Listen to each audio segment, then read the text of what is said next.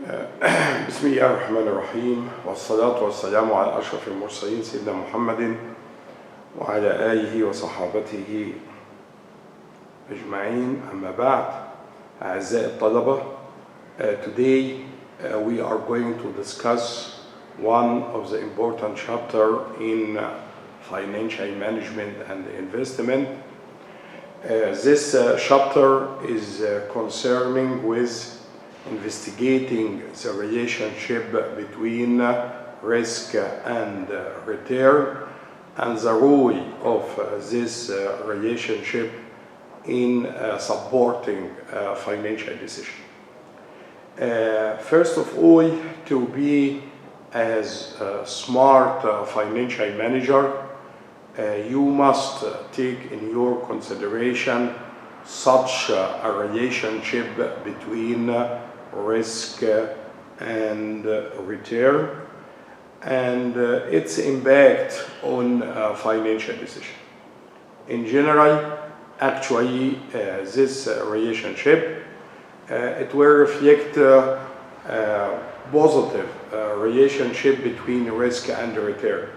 This implies that increasing the level of risk should lead to increase the expected rate of return as a certain type of compensation for the investors for bearing the risk. This means that if you are an investor and you expected to face high level of risk, in this matter you are expected to get higher rate of return as a compensation for bearing this type of risk.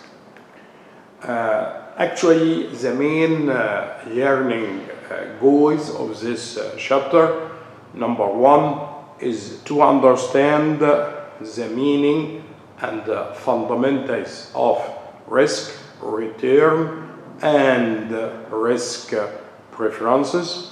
Number two is to describe procedures for assessing and measuring the risk of a single asset. First of all, risk and return fundamentals. In most important business decisions, there are two key financial considerations: risk and return.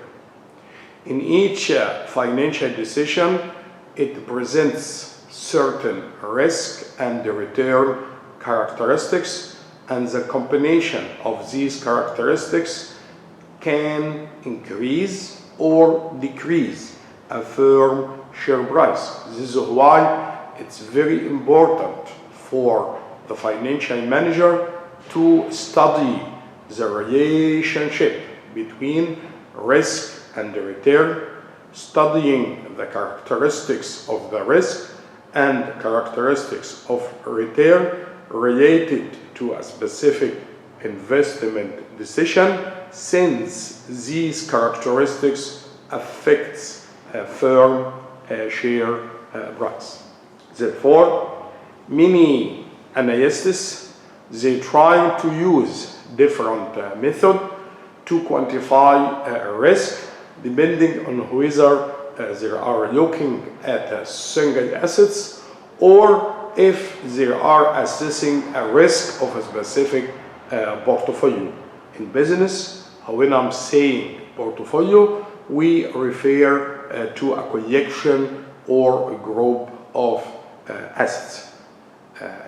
By the end of this slide, assessment of risk, assessment of returns are very important for financial decision, since a combination of risk and return characteristics will affect firm share price. Therefore, as a decision maker, you must consider such a relationship in decision making process.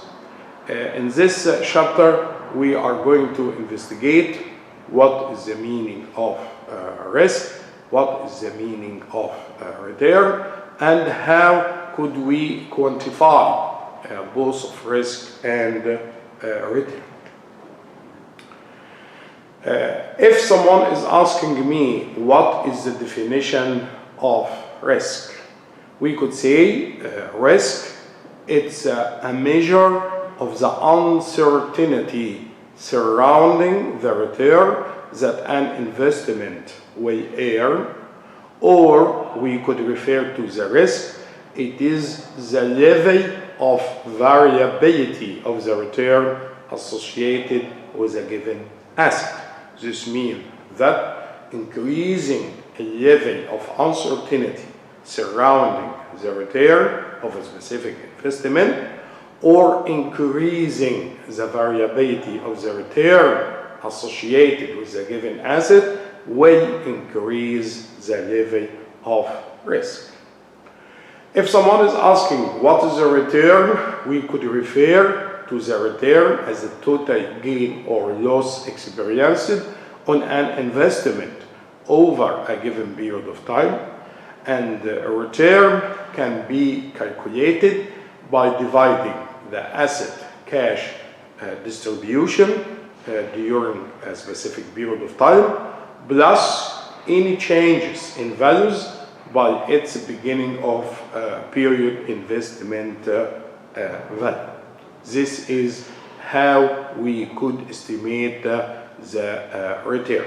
In general, return, it's we determine what is assets cash distribution during the period of time. And for example, if we are speaking about stocks, the assets cash distribution will be considered as a dividend. If we are speaking about bond, the asset cash distribution during the period of time will be considered as a shape of in the shape of coupons. Let us give a look for the mathematical definition of the return. If we are going to refer a return by RT, in this case RT equals CT plus BT minus BT minus 1 divided by BT minus 1, where a return RT is referred to actual, expected, or required rate of return during a period of T. T is referred to today. CT, this is a cash flow received from the asset investment in the time period, T minus 1 to T, this is cash flow. BT, this is a price or market value of asset at time T. PT minus 1, this is the price or the market value of asset at time T minus 1. Let us take an example and see how could we determine the return. Example, at the beginning of the year, Apple stock traded for 90.75 USA dollar per share, and Walmart was valued at 55.33. During the year, Apple paid no dividends, but Walmart shareholders received dividends of 1.09 per share. At the end of the year, Apple stock was worth 210.73 USA dollars, and Walmart sold for 52.84. To determine the return according to the previous equation, you must determine how much is cash flow during the period, and you must determine what is PT, this is a price at the moment, and PT minus 1, a PT at the previous year, and we divide it by a PT minus 1. Let us start to see how could we calculate a return for each stock in the case of Apple and Walmart. In Apple, Apple is traded for 90.75, and this price will be considered PT minus 1, and later on it is worth to amount of 210.73, and this will be considered BT. And actually there is no cash flow attached to this type of share. But in this case a return is equal to CT, which is the dividends, which is 0 in this case, plus BT 210.73 minus 90.75, this is BT minus 1, divided by a BT minus 1 is 90.75. In this case, a return, it's a positive 132.2%. In the case of Walmart, in the Walmart, there is a cash dividends per share, it's 1.09, but this will be a dividends, which is CT, plus then at the end of the year, Walmart share, it's sold for 52.84, but this is PT, 52.84. At the beginning of the period, a Walmart was valued at 55.33, 52.84 minus PT minus 1, it is 55.33 divided by a BT minus 1, which is 55.33. In this case, it is minus 2.5%. As you see, a expected return according to our equation, RT could be positive and could be negative. It's based on whether we are facing capital gain or capital loss. If a BT is more than a BT minus 1, this we are facing a capital gain. But if a BT is less than a BT minus 1, we are facing capital loss, and maybe a RT will be negative in this case. But you must take this in your consideration, that the return could be positive or the return could be negative. Also, it is very important in any investment is to differentiate between two types of return. We have what we call it the nominal rate of return, and we have the real rate of return. What actually the basic difference between them? Let us start by the definition of real rate of interest.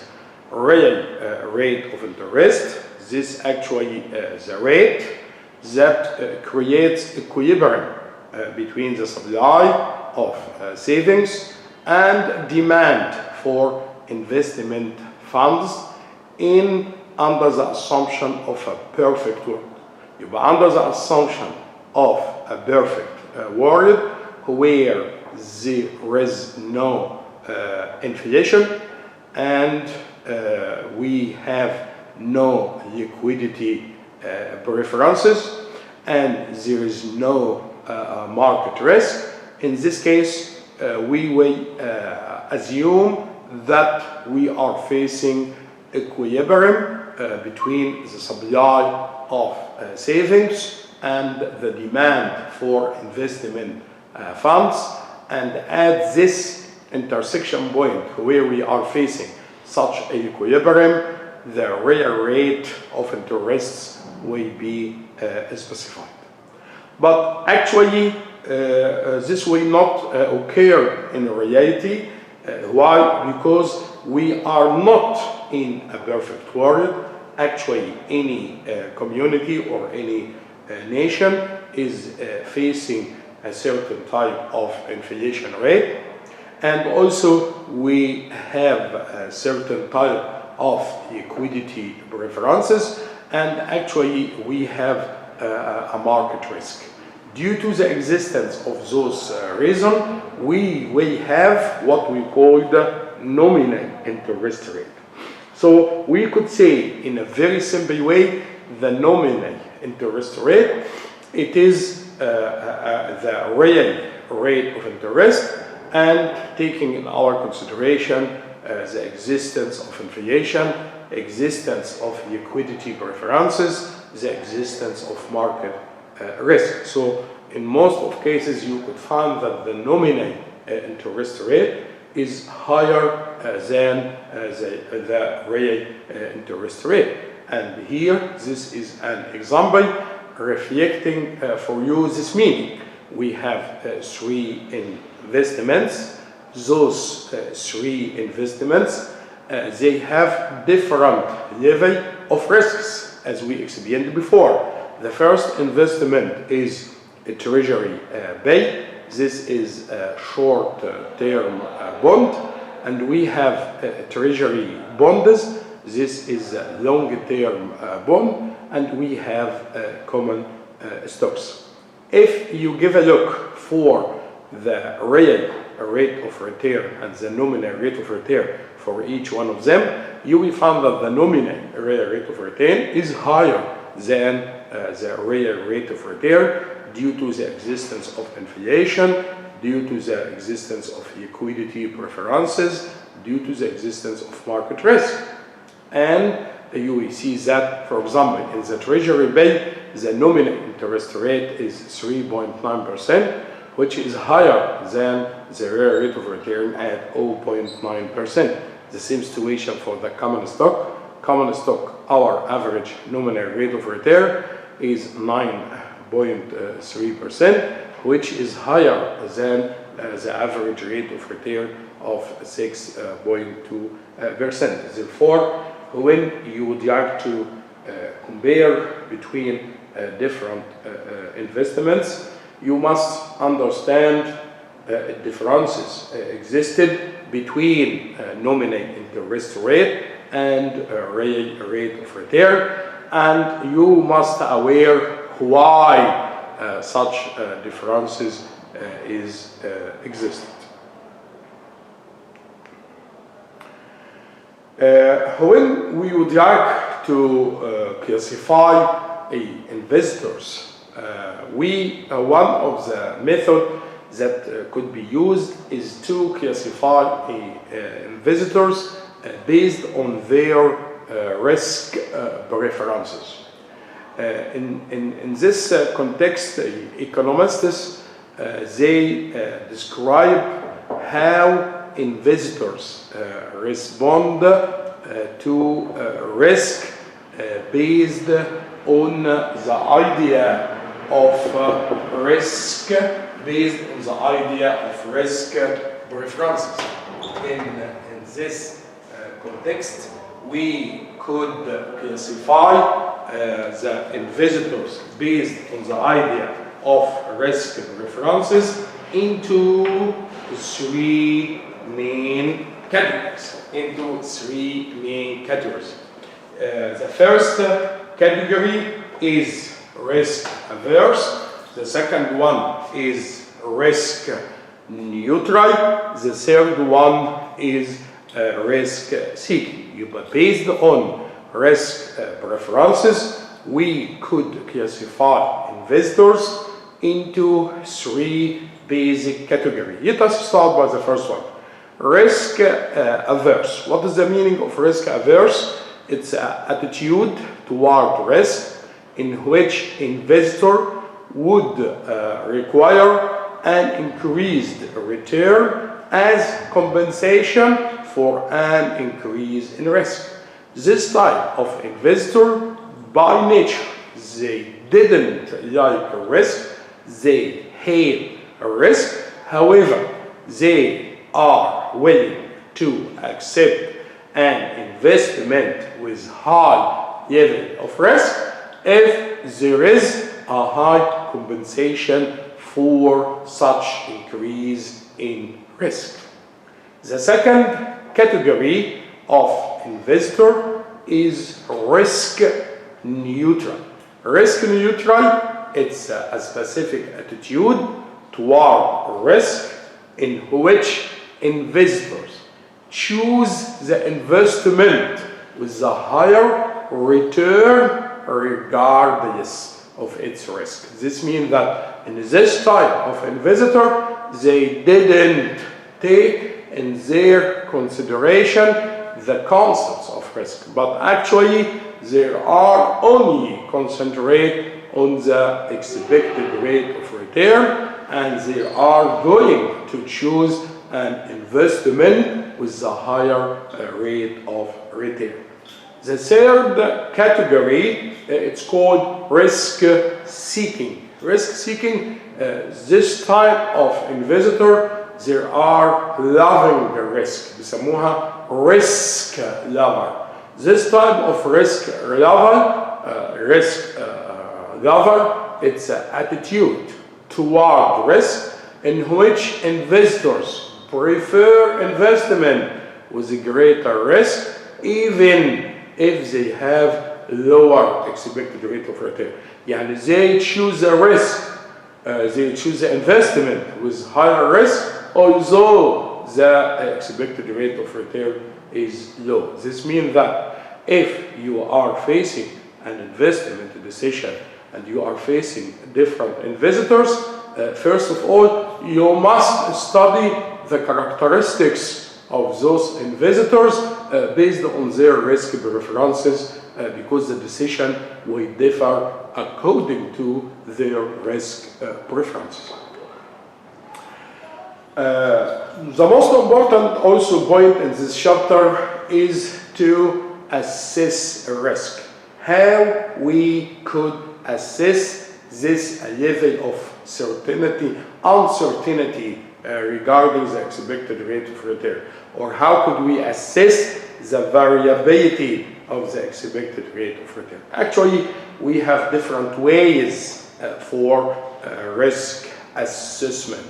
The first one, it's called scenario analysis. Scenario analysis, it's an approach for assessing risk that use possible alternative outcomes. Yani we assess risk under different scenarios to obtain a sense of the variability among return. Scenario analysis, it's an approach for assessing risk that use possible alternatives outcomes using different scenarios to obtain a sense of the variability among return. One of the common methods in this scenario analysis, we are going to consider how is the situation under the pessimistic condition, the worst condition. How is the situation under most likely condition? How is the situation under the optimistic condition, the best outcomes, and what is the return associated with them for a given asset? Yani we try to see under different scenarios, expected scenarios such as pessimistic, such as most likely, such as optimistic scenarios, how is the return under each one of them, and what is the risk associated under each case. Another technique that could be used, it's called the range, al-mada. What is the range? It is a statistical measure. It could be used as a measure of an asset risk. But how could we determine a range? A range can be determined by subtracting the return associated with the pessimistic outcome from the return associated with the optimistic outcome. Yani we giving a look for what is the expected rate of return under the pessimistic condition, what is the expected rate of return under the optimistic condition, and the difference between both of them. This will be considered as a range, as an indicator and a measure of the asset risk. The rule is increasing the level of range means increasing the level of risk. And a higher rate of the range means higher risk that you are facing. Example for this, imagine we have two projects, project A and project B, asset A and asset B, and using the concept of scenario analysis, we try to make an estimate of the annual rate of return under different conditions. We found that in the case of project A, under the pessimistic condition, the expected rate of return is 13%. Under the most likely condition, it is 15%. Under the optimistic condition, it is 17%. To determine what is the value of the range, in this case, the range equal the highest level of the expected rate of return under the optimistic condition, which is 17%, minus the lowest rate of return under the pessimistic condition, which is 13%. So the range in this case equals 4%. The same situation in asset B, we try to determine a range. The range in this case, it is 23%, minus 7%, it is 16%. Since the range of asset B is more than the range of asset A, we could conclude that asset B is risky than asset A, since the range is higher in asset B.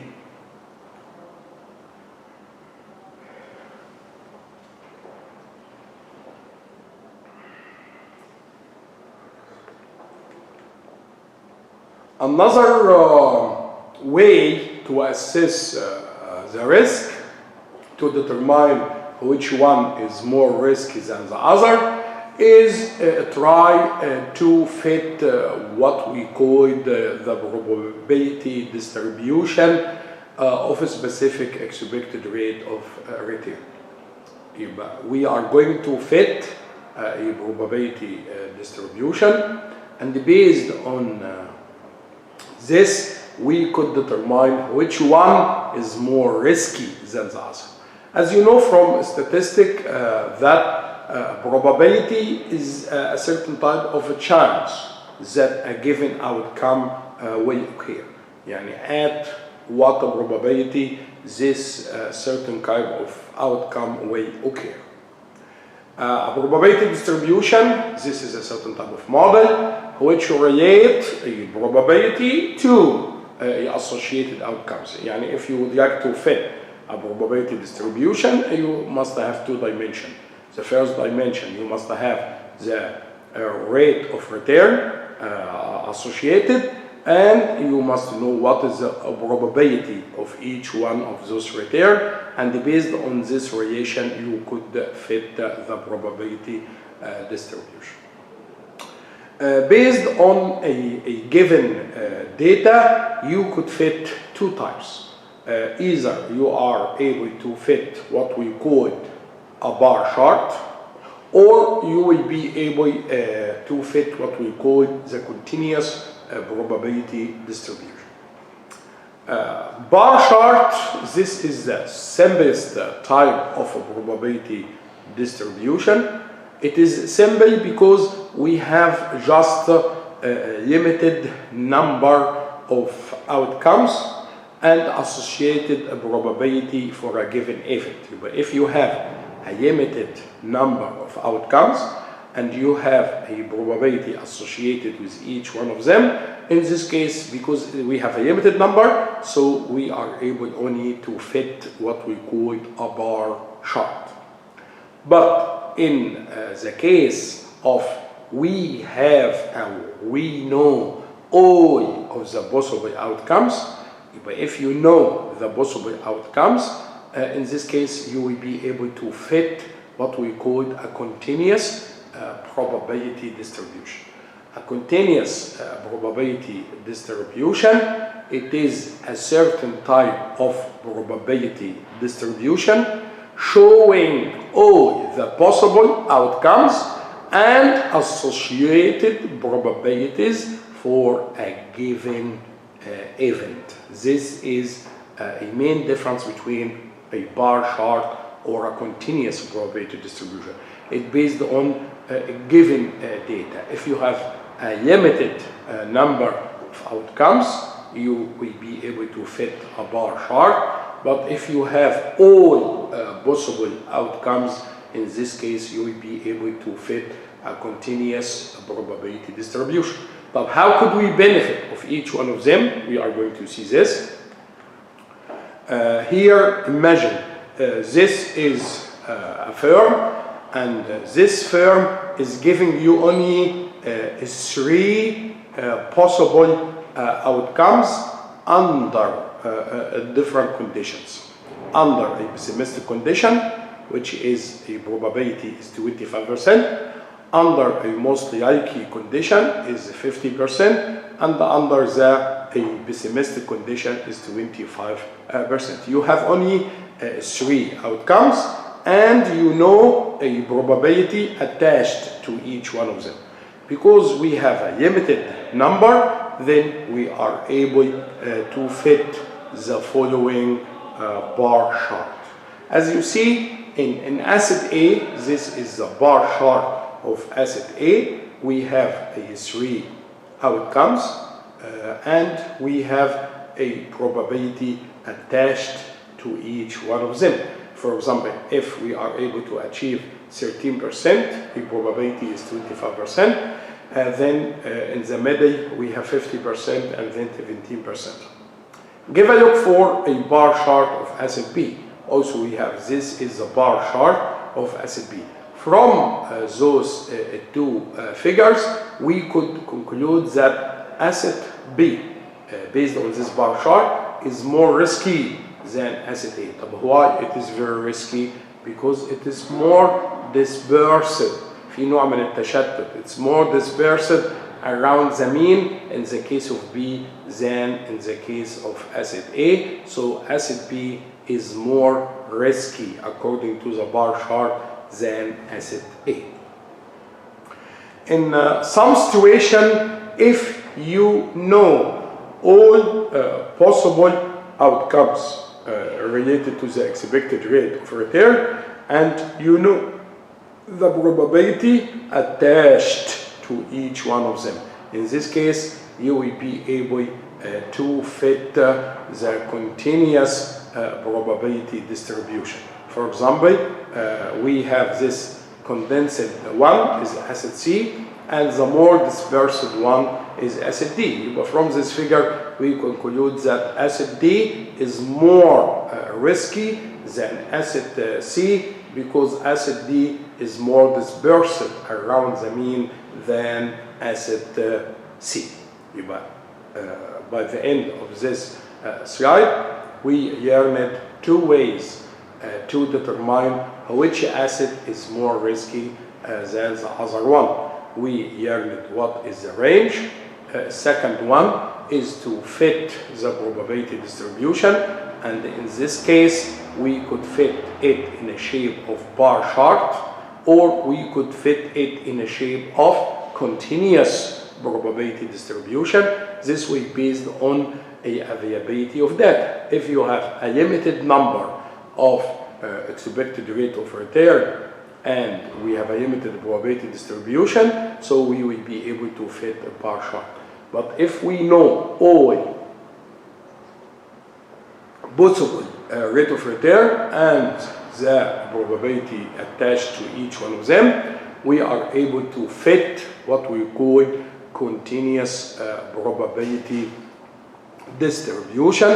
And this continuous probability distribution, through the comparison between different assets, we will be able to determine which one is more dispersed around the mean than the other, and then we could determine which one is more risky than the other. But one of the disadvantages of this method, it only shows which one is more risky than the other, but it didn't quantify what is the value of risk. But one of the disadvantage of this method, it didn't quantify the level of the risk. What is the amount of the risk in this case? It just shows us which one is risky, but it didn't quantify the risk. So if you are interested to quantify the risk, we could use another method, which is assessing risk by what we call standard deviation. يبقى standard deviation sigma, sigma could be one of the most common statistical indicator of an asset risk. طب why it's most common? Because it measures the dispersion around the expected value. Around the expected value. This means that if you would like to calculate sigma, you must in advance know what is the expected value of a return. Yani you must able to determine what is the expected value of the return. And after you determine the expected value of the return, you are going to measure a level of the dispersion around this expected value, and then you will be able to determine sigma. Your first step in calculating sigma is to determine what is the expected value of the return. As you see in this equation, the expected value of the return, we refer to it by R bar. R bar, this is the expected value of the return. It's equal to sum of a multiplication between rate of return, Rj, multiplied by a Prj, which is the probability of the occurrence of the specific outcome. And this is the number of outcomes considered. To determine sigma, first step you must determine the expected rate of return, or what we refer to it by R bar. R bar, as you see in this equation. Let us take an example and see how could we determine it. For example, here, this is, we have two assets, asset A and asset B. The given information in each one of them as follows. For asset A, the rate of return is 13% with probability in the pessimistic condition 25%.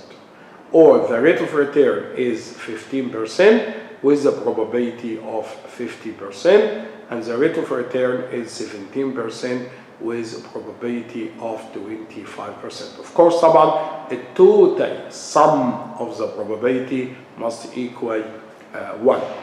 By first step, we weigh a probability and the returns are given. To solve this exercise, first step, you are going to multiply returns by a probability to get the column number 3 under the title of weighted value. By weighted value will be determined by multiplying the return by the probability. For example, in the pessimistic condition, we multiply 25% by 13%. This is equal to 3.25%. And most likely, we multiply 50% by 15%. This will give you 7.50%. Optimistic, it is 0.25 multiplied by the return, which is 17%. This will give 4.25%.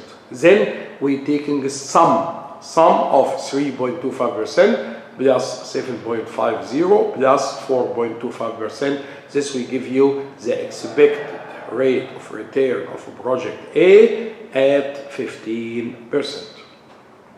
The same situation will be repeated to determine the expected rate of return for asset B. as you see, after we multiply a probability by the return for different conditions and taking the sum, this also will be 15%. As you see, both of two projects, A and B, are achieving the same expected rate of return at 15%. This is the first step to calculate sigma. After we determine the expected rate of return, we are going to the step number 2 to determine sigma. As you know from statistics, under different given probability, we could determine sigma as the root square of the sum of Rj minus R bar square multiplied by a Brj, where a Rj, this is the rate of return, R bar, this is the expected rate of return that we calculated in step number 1, multiply then squared, and then we multiply by a Brj, which is the probability of the occurrence of a specific rate of return. By taking a root square of this will give you sigma. The rule is high level of sigma means high level of risk. Yani increasing sigma means increasing the variability, increasing the volatility of rate of return of a specific event. In general, the higher the standard deviation, the greater the risk. To implement this in our exercise, here, for example, for asset A, Rj given 13%, 15%, 17%, then we have a probability which is a Brj is given, and then to calculate it, we must know the expected rate of return. As we calculated, the expected rate of return is 15%. First of all, we take a difference between a return and expected rate of return. For example, 13% minus 15%, this is equal to minus 2%. The same situation, 15% minus 15%, 0, 17% minus 15%, it's 2%. Then we square this difference, minus 2% squared is equal to equals 4%, 0 squared equals 0, 2 squared equals 4. Then we are going to multiply the square by the probability to get the last column. And after we determine the last column, we are going to take sum of them. So 1% plus 0 plus 1, this will give you 2%. Setting 2% under the root square, so this will give you sigma. Sigma in this case equals 1.41%.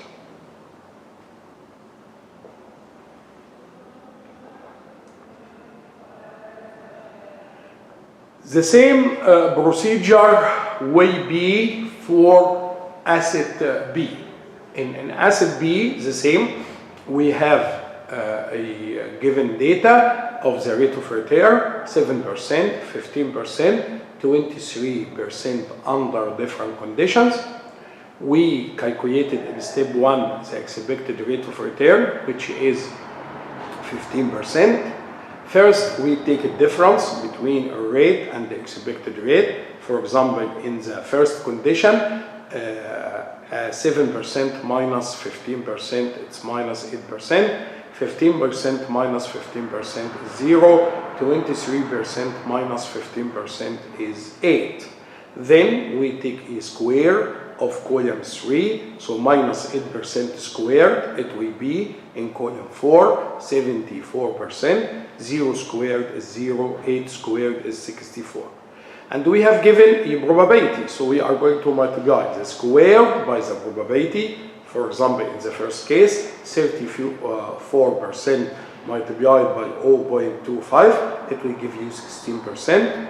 0 multiplied by 50 is 0. 74% multiplied by 0.25 is equal to 16. After we determine the last column, we are going to take sum. So the sum of this column equal to 32%.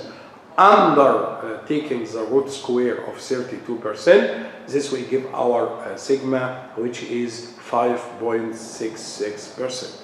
As you see, sigma of B is more than sigma of A. But in this case, we could conclude that B is more risky than asset A. But in this case, B is more risky than asset A because sigma B is more than sigma of asset A.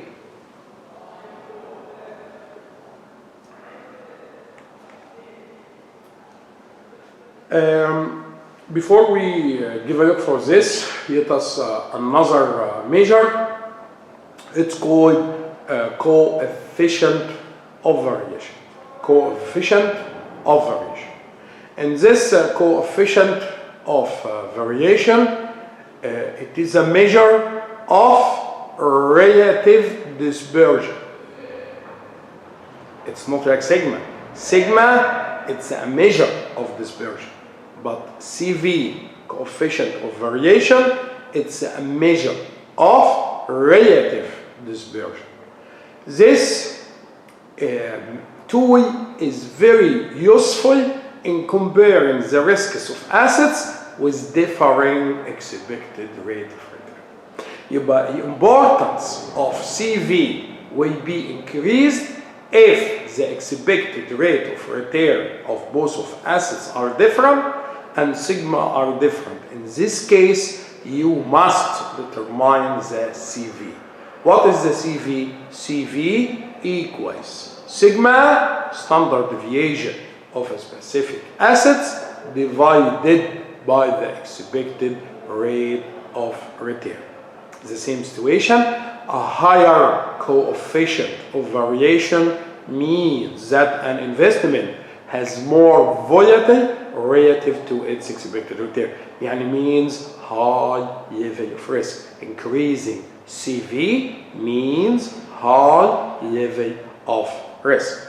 By going back to our exercise, we know what is sigma of A, and we know what is the expected rate of return of A. The same situation, we know what is sigma of B and what is the expected rate of return on B. But in this case, we could determine what is CV for each asset. But CV for asset A, it's equal to sigma 1.41% divided by 15%. This is equal to CV of 0.094. The same situation for asset B. CV for asset B equals sigma 5.66% divided by expected rate of return, which is 15%. This is equal to 0.377. Since CV of B is more than CV of A, we could conclude that asset B is more risky than asset A. But based on the result of the expected rate of return and sigma for each asset and the coefficient of variation of each asset, we will have the following table. But from this table, it's very clear that in standard deviation for common stock is the highest level. This is why its expected rate of return, nominal rate of return, is the highest one, which is 9.3%. The same situation, a coefficient of variation of the stocks is the highest level, a reflection high level of volatility. This is why an average nominal rate of return of common stocks is higher than the other asset. The same situation for treasury bill. Because the standard deviation is the lowest level, you will find that the average nominal rate of return is the lowest level too, and this is reflect the positive relationship between a level of risk and expected rate of return. Increasing a level of risk means increasing the expected rate of return as a certain compensation for investor to bear a high level of risk. By the end of this part, you must be able to determine how could we quantify the level of risk. Actually, we have different methods. Number one, scenario analysis. Number two, range, fitting a partial distribution or continuous probability distribution. And if you are interested to assess a level of the risk, one of the very famous technique is to use sigma, standard deviation, and to assess CV, a coefficient of variation. In all of these measures, the rule is increasing a value of this measure. It's an indicator of increasing the level of risk. Here, this is a final example in our lecture. It's a personal finance example here. You are invested in stock prices, and the given information is the stock price at the beginning and at the end of each year, and the amount of dividends that paid for you. For example, in year 2010, a beginning value is 35 and the end is 36.50, and we are going to receive dividends. The same situation in 2011 and 2012. In this exercise, we didn't have a return. We didn't have a rate of return. We just have a stock price.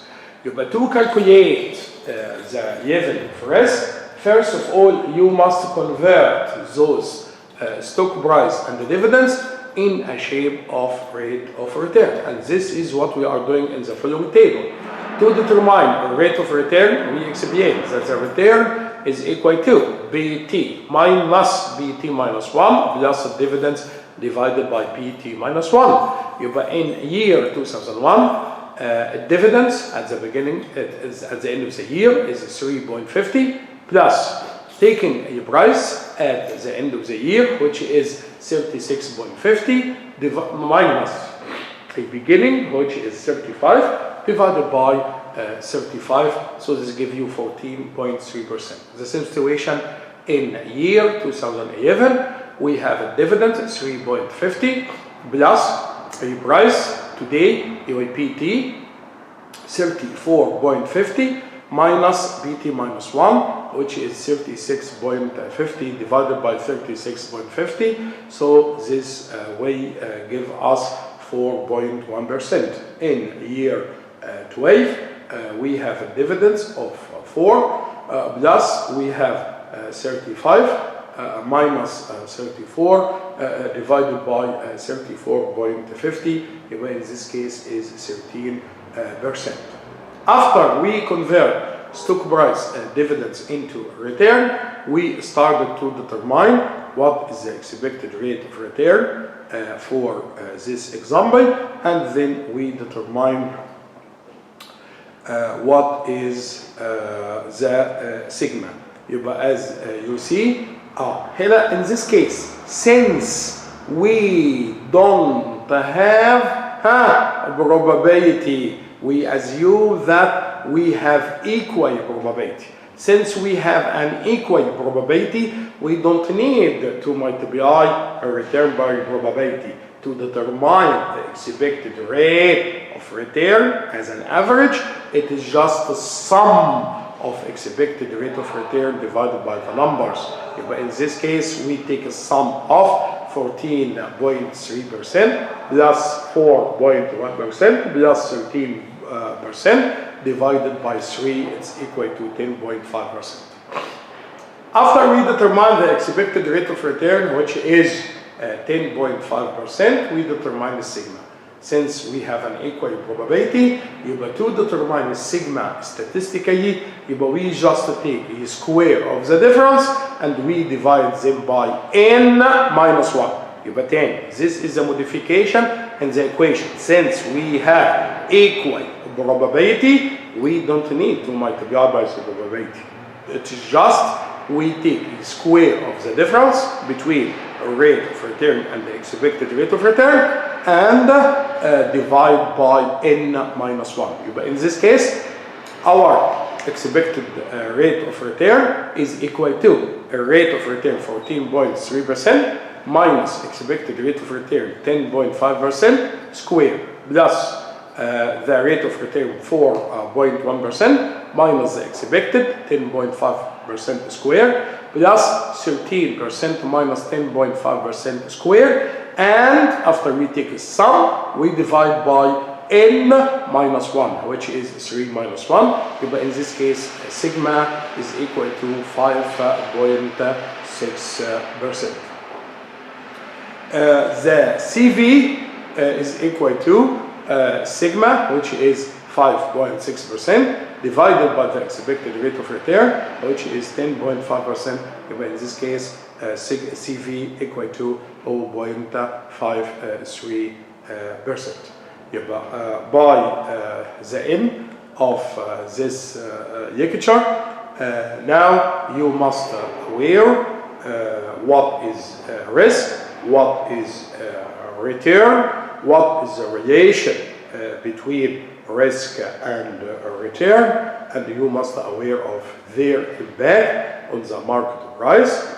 Then we learn together how we could quantify rate of return, how could we quantify sigma for each alternative, and based on different techniques we determined which one is more risky than the other.